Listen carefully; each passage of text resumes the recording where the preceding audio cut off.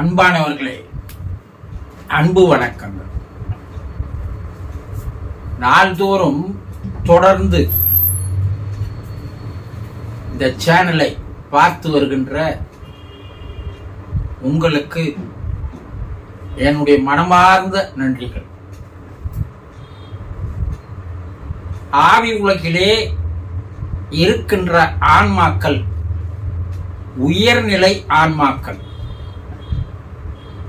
பூமியில் இருக்கின்ற மக்களுக்கு பல செய்திகளை, பல அறிவுரைகளை, பல ஆலோசனைகளை, பல வழிகாட்டுதல்களை கூறுகின்றனர். அதையெல்லாம் நீங்கள் தெரிந்து கொள்ள வேண்டும் என்றால் இந்த சேனலை பார்க்கின்ற நீங்கள் சப்ஸ்கிரைப் பண்ணி எனக்கு ஊக்கத்தையும் உற்சாகத்தையும் தாருங்கள். இளம் வயதிலே சிலர் இறந்து விடுகிறார்கள். 6 வயது, 8 வயது, 10 வயது, 15 வயது, 20 வயதிற்குள் இயற்கையாகவே இறந்து விடுகிறார்கள்.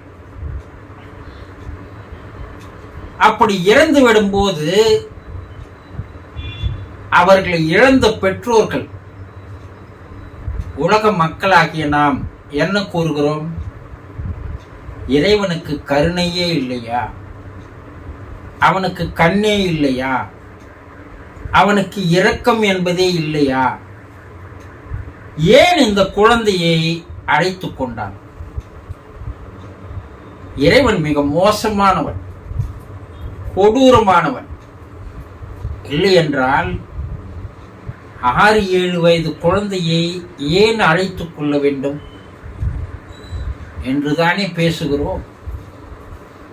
வேறு சிலர் என்ன சொல்கிறோம்? இளம் வயதில் குழந்தை இறந்து போனால் கடவுளுக்கு யாரை பிடிக்கிறதோ அவரை அழைத்து கொண்டு விட்டார், அவர் அருகில் அவர்களை வைத்துக் கொண்டார் என்று கூறுகிறோம் இல்லையா? மேலும் கடவுளுக்கு பிரியமானவர்கள், அன்பானவர்கள், பாசமானவர்கள், நேசமானவர்கள், அதனால் அவர் அழைத்துக் கொண்டார் என்றும் நாம் கூறுகிறோம் இல்லையா? ஆனா ஆவி உலகில் இருக்கின்ற உயர்நிலை ஆன்மாக்கள் என்ன கூறுகிறது என்றால், இறைவன் அவர்களை பூமிக்கு அனுப்பி வைத்தது தூய, நல்ல, பரிசுத்தமான தெய்வீக தன்மையை கொண்ட ஆன்மாக்களாக அவர்களை அனுப்பி வைத்தார்கள். அந்த தூய ஆன்மாக்கள் பூமியில் நடைபெறுகின்ற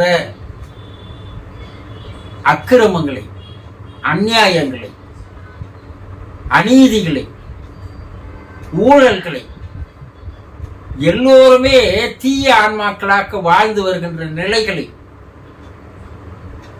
உலகில் இருக்கின்ற எல்லா மனிதர்களும் இப்படி மோசமாக மாறி இருக்கிறார்கள். சுயநலமாக அல்லவா வாழ்கிறார்கள். இப்படியெல்லாம் இருக்கின்ற இந்த உலகிலே நாம் எப்படி இந்த மக்களுக்கு அன்பை எடுத்து கூற முடியும்? எப்படி இவர்களுக்கு நல்ல செயல்களை செய்ய முடியும்? இவர்களை எப்படி திருத்த முடியும்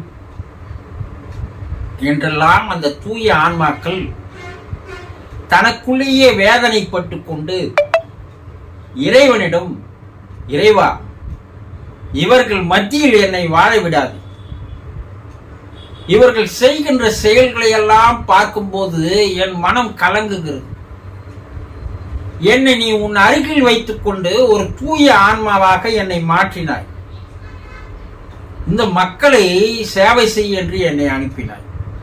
ஆனால் இங்கு இருக்கின்ற நிலைகளை எல்லாம் பார்க்கும்போது என்னால் இது முடியாது, ஆகவே தயவு செய்து என்னை அழைத்துக்கொள் என்று கேட்டு, இறைவனிடம் கேட்டு மன்றாடித்தான் அந்த இளம் வயதில் இறந்து போகிறவர்கள் வருகிறார்களே தவிர இறைவனும் அவர்களை அழைத்துக் கொள்கிறான் தான். இதுதான் உண்மையான நிகழ்வுகள் என்று ஆவி உலகில் இருக்கின்ற உயர்நிலை ஆன்மாக்கள் எடுத்து கூறுகிறது.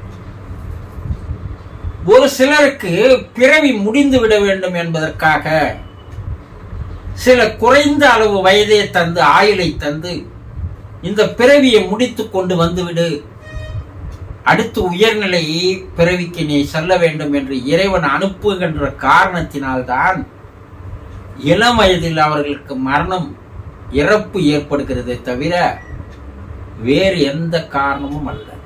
இறைவன் அன்பானவன் தான், இறைவன் இரக்கமுள்ளவன் தான், இறைவன் பாசம் உள்ளவன் தான்.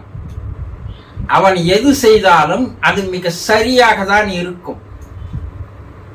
அதனால்தான் இந்த உலகிலே 80 வயது 70 வயது வாழ்கின்றவர்கள் எல்லாம் அட்டைப்பூச்சி போல பந்த பாசங்களில் சிக்கிக்கொண்டு பல்வேறு தவறுகளை செய்து கொண்டு தன்னையும் கெடுத்துக்கொண்டு தன்னை சுற்றி இருப்பவர்களையும் கெடுத்துக்கொண்டு சமூகத்தை கெடுத்துக்கொண்டு நாட்டையே உலகத்தையே கெடுத்து கொண்டிருக்கின்ற ஆன்மாக்களாக அவர்கள் வாழ்வது ஒரு மாபெரும் தண்டனையின் அறிகுறியை தவிர வேறல்ல. இறைவன் ஒரு மனிதனுக்கு பிறப்பை தருவது எதனால் என்றால் அவன் தன்னைத்தானே தூய்மைப்படுத்திக் கொள்ளும், தன் ஆன்மாவை மேம்படுத்திக் கொள்ள வேண்டும், தன்னை உயர்ந்த நிலைக்கு கொண்டு வர வேண்டும், தன்னுடைய கர்மாக்களை வினைகளை சமஸ்காரங்களை பாவங்களை கழித்துக் கொள்ள வேண்டும், அழித்துக் கொள்ள வேண்டும் என்பதற்காக தான் இறைவன் ஒரு பிறப்பை தருகிறார். ஆனா மனிதர்கள் என்ன செய்கிறோம்? மேலும் மேலும் மேலும் பாவத்தை சேர்த்துக் கொள்கிறோம், மேலும் மேலும் கர்மாவை சேர்த்துக் கொள்கிறோம், மேலும் மேலும் தீயவனாக மாறி வருகிறோம். இதற்கெல்லாம் தண்டனை என்ற ஒன்று உண்டு. ஆவி உலகிலே கீழ்த்தலம் என்ற ஒரு தலம் இருக்கிறது. இவர்களெல்லாம் அந்த தளத்திற்கு வந்து சேர வேண்டிய நேரம் வரும். அப்போது அவர்கள் அனுபவிக்கின்ற நரக வேதனை, மரண வேதனை, அதை யாராலும் தாங்கிக் கொள்ள முடியாது. எவ்வளவு ஒரு மனிதன் பூமியில் ஆட்டம் போடுகிறானோ, சுயநலத்தோடு வாழ்கிறானோ, அவனெல்லாம் கீழ்த்தளத்திற்கு வந்து படுகின்ற வேதனைகளை, நரகத்தை நாங்கள் பார்த்து வருகிறோம். அப்படி மனிதர்கள் வரக்கூடாது என்பதற்காக தான் தூய்மையான ஆன்மாக்களை பூமிக்கு அனுப்புகிறோம். அந்த ஆன்மாக்கள் கூட அங்கு நடைபெறுகின்ற தீய செயல்களை பார்த்துவிட்டு அங்கே இருப்பதற்கு மனமில்லாமல் தான் இறைவனிடம் மன்றாடி கேட்டுக்கொண்டு மேலே வந்து விடுகிறது. இதுதான் இளம் வயதில் இறப்புக்கு காரணமே தவிர இறைவன் அவர்களை தங்கள் அருகில் வைத்துக் கொண்டு அவர்களுக்கு மேலும் உயர்நிலைக்கு அனுப்புகிறான், தெய்வமாக மாற்றுகிறான். அடுத்து அவன் பூமிக்கு அனுப்புவதாக இருந்தால் அவதாரங்களாக அவர்களை அனுப்புகிறான். உங்களுடைய குழந்தை சிறு வயதில் இறந்து விட்டது என்று கவலைப்படாதீர்கள், கண்ணீர் விடாதீர்கள், கலங்கி நிற்காதீர்கள். இந்த குழந்தை உங்களிடம் பிரிந்து வந்தது இறைவனுடைய அன்புக்குள்ளானதால். அந்த குழந்தை அடுத்த பிறப்பு ஒரு அவதாரமாக இந்த உலகையே நடத்தி செல்லுகின்ற ஒரு புண்ணிய ஆன்மாவாக மாறுவதற்கு தான். உங்களுடைய குழந்தை ஒரு அவதாரமாக புண்ணிய ஆத்மாவாக மாறுவது உங்களுக்கு சந்தோஷம் தானே? அதை விடுத்து சிறு வயதில் என்னுடைய பிள்ளை இறந்து விட்டது, கடவுளுக்கு கருணை இல்லை, கண் இல்லை, இரக்கம் இல்லை என்று கூறுவதெல்லாம் நியாயமே அல்ல. நாங்கள் அங்கிருந்து பார்த்து உங்களுக்கு இந்த விஷயத்தை கூறுகிறோம். ஆகவே மனதை பக்குவப்படுத்திக் கொள்ளுங்கள். உங்களுடைய இளம் வயதில் இறந்து போன அந்த குடும்ப உறுப்பினர்கள் அடுத்த பிறவியில் உயர்நிலை பிறவியாக புண்ணிய ஆத்மாவாக பிறக்க இருக்கிறார்கள். நீங்கள் செய்ய வேண்டியது என்னவென்றால் உங்களை மேம்படுத்திக் கொள்வதற்கு முயற்சி பண்ணுங்கள். ஏதோ நான் ஆலயத்திற்கு போனேன், பிரார்த்தனைகள் செய்தேன், தான தர்மங்கள் அதிகமாக செய்தேன், நான் ஒரு பெரிய ஆன்மீகவாதி என்பதையெல்லாம் உலகுக்கு பறைசாற்றிக் கொண்டு சுயநலத்தோடு நீங்கள் செய்கின்ற எந்த செயலும் இறைவனுக்கு பாத்திரமாகாது. நீங்கள் எதையோ ஒன்றை எதிர்பார்த்து சுயநலத்தோடு நான் தான தர்மங்கள் செய்தால் சொர்க்கத்துக்கு போவேன், அதனால் தான தர்மங்களை செய்கிறேன், என்னுடைய பாவங்கள் குறையும் என்றெல்லாம் மனக்கோட்டை கட்டிக்கொண்டு திருட்டு கணக்கில் நீங்கள் செய்து வந்தால் அது இறைவனை ஏமாற்றுவதற்கும் இறைவனுக்கே லஞ்சம் கொடுப்பதற்கும் சமமாக மாறும். பலர் இன்று என்ன செய்து வருகிறோம்? அதை தான் செய்து வருகிறோம். கோடி ரூபாய் சம்பாதித்துக் கொண்டு 1 லட்சம் ரூபாய் தான தர்மத்தை செய்துவிட்டு கோடி ரூபாய் அநியாயத்தை 1 லட்சம் ரூபாயில் அந்த பாவத்தை கழித்து விடலாம் என்று கணக்கு போடுகிறவர்கள் தான் இந்த உலகில் ஏராளம். ஆனால் இவர்கள் எங்கே செல்கிறார்கள் என்றால் ஆவி உலகிலே நரக உலகத்தில் கீழ்த்தளத்துக்கு வந்து அவர்கள் படுகின்ற அவஸ்தைகளை நாங்கள் நேரடியாக பார்த்து வருகிறோம். எந்தவித எதிர்பார்ப்பு தேவையில்லை. எந்த நிலமான சூழ்நிலையை எதிர்பார்க்க வேண்டாம். தன்னலத்தோடு சுயநலத்தோடு வாழ வேண்டாம். நீங்கள் செய்ய வேண்டியது மிக மிக எளிமையாக, மிக மிக நேர்மையாக, மிக மிக மனசாட்சிக்கு பயந்து உங்களுடைய செயல் இருக்க வேண்டும். உங்களுடைய அடுத்த பிறப்பு எப்படி அமைய வேண்டும் என்பது நீங்கள் பிறக்கும் போதே முடிவு செய்துதான் அனுப்பப்பட்டு இருக்கிறது. அதை மாற்றுகின்ற திறமை உங்களுக்கு உண்டு, உங்களுடைய ஆழ்மனத்திற்கு உண்டு. பூமியில பலர் தவறு செய்கிறார்கள், குற்றம் செய்கிறார்கள், லஞ்சம் வாங்குகிறார்கள், மற்றவர்களை ஏமாற்றுகிறார்கள். ஆனால் அவர்களுடைய ஆழ்மனம் அவர்களை எச்சரிக்கை செய்கிறது. ஆனால் அதை புறந்தள்ளிவிட்டு அவர்கள் செய்கின்ற செயல்களை எல்லாம் பாவங்களாக மாறுகின்றன. இறைவன் ஆழ்மனத்தின் மூலமாக தடுத்து கொண்டுதான் இருக்கிறான். இறைவனுடைய அறைகூவலை கேட்காதவர்கள் நரகத்தின் கீழ்நிலைக்கு வருகிறார்கள். ஆகவே நீங்கள் வாழும் பொழுதே உங்களுடைய வாழ்க்கையை மாற்றிக்கொள்ளுங்கள். இறைவன் மீது அளவுக்கு அதிகமான அன்பை வையுங்கள். பிரார்த்தனை என்பது ரொம்ப நேரம் இருந்து நடிக்க வேண்டியதில்லை.